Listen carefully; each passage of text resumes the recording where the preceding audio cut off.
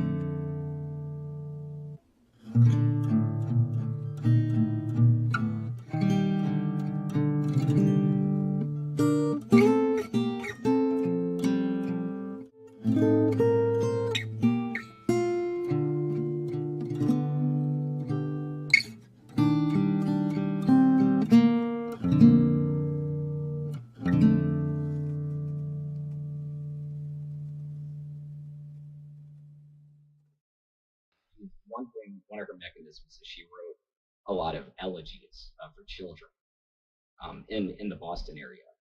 And those are really intense and really, just very empathetic, beautifully written, sort of consoling poems, often talking about how the parents should be consoled that, the child is in a place where they're not suffering and things like that.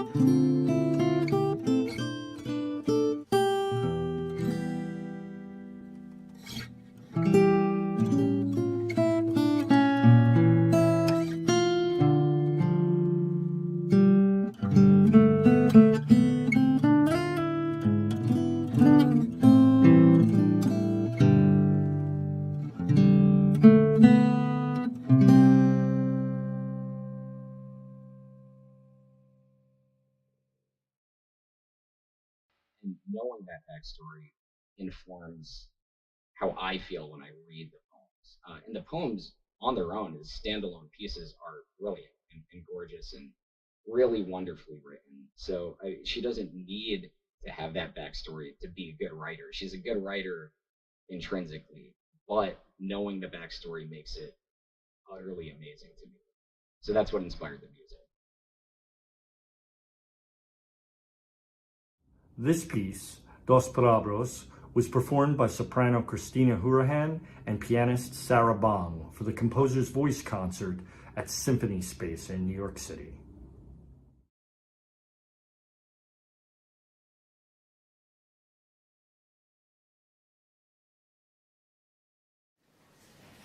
Esta noche al oído me has dicho dos palabras comunes.